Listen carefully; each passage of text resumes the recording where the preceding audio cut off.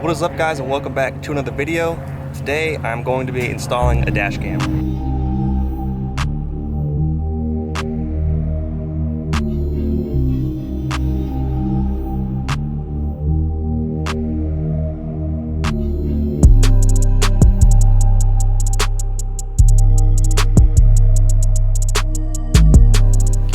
Alrighty guys, we're making some progress here. I got dash cam on the windshield. It came with a suction cup mount. I can't remember exactly what exact model this or what brand this dash camera is.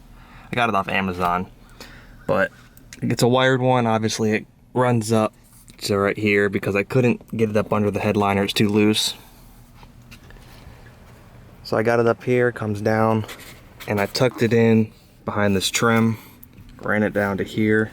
It's not finalized yet, it's still popping out. I gotta fix everything. It's down in here where you mostly can't see it, tucked behind this trim, and I'm gonna figure out a way to run it up under the dash. As you can see, I've already ran a wire under here before for my backup camera. So I'm gonna figure out how to run this up under here, and I'm probably just gonna have it come out right here to plug in. So I got the wiring figured out. I'm leaving it up here above the visor. It works just fine. I don't care if wires are showing, really. Like I said, I got it ran down here. That's good enough for me. It's not going to bother me. All ran down here. Ran it behind this trim piece, and it runs behind it all the way. And I have it tucked up under the vinyl flooring, going all the way across. This is my backup camera, but all the way across, and it comes out behind this trim piece to plug in. I'll just take this, plug it in.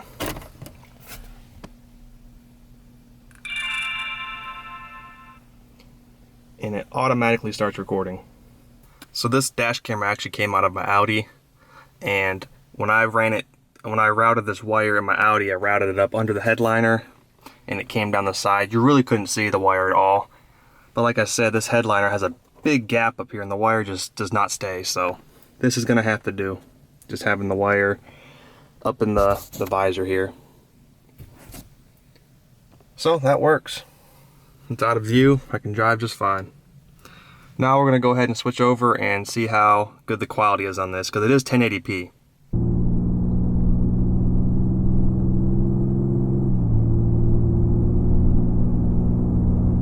Alright guys, so we're cruising down the road now. I'm recording on the dash cam, and this is what the audio sounds like. So I've actually never done an audio test on this dash cam before. I've done a video test, and I know it turns out pretty good.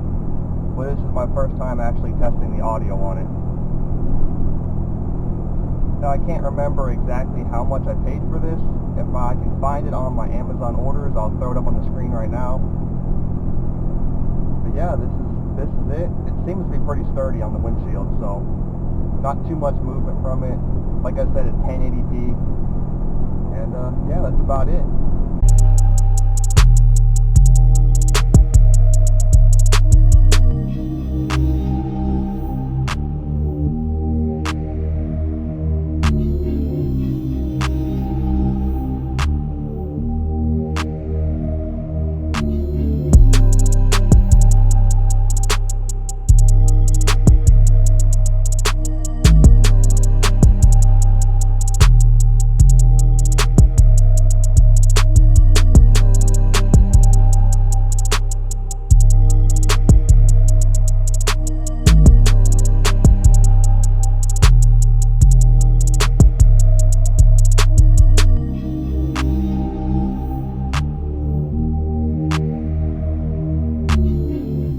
So now I'm going to show you guys the settings it has that you can change on here. If I can get it off the windshield.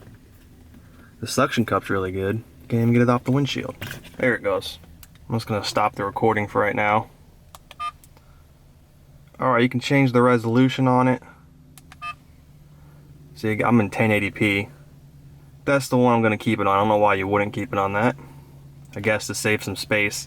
I do have a 128 gigabyte micro SD card in here. It does fill up pretty quick, and I think you have to format it every now and then or it won't record. So that's a downfall to this one I have here. Not all dash cams are like that. Alright, I got tired of holding it, so I stuck it to the windshield. I'm on the passenger side now. So next setting we got here is loop recording.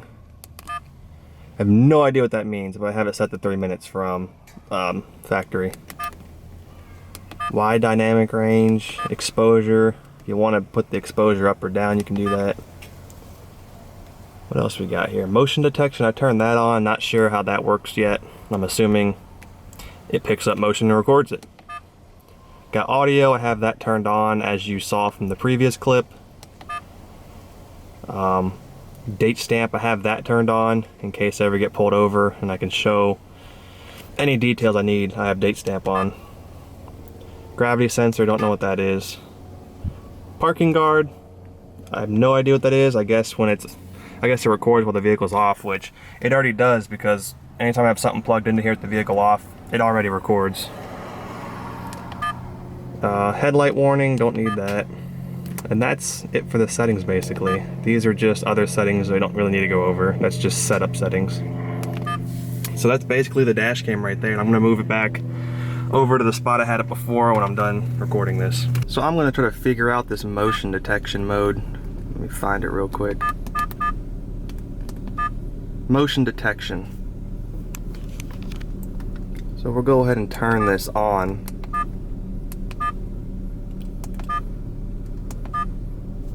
And I think I'm gonna go walk in front of the camera and see if that activates it.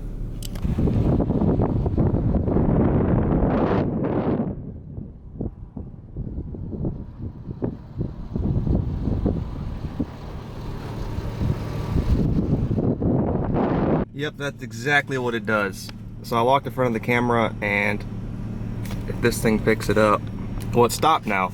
Okay, so it only records when it has motion in front of it. Well, that's what motion detection means. So I probably won't leave that on because I always have it recording when I'm driving anyways.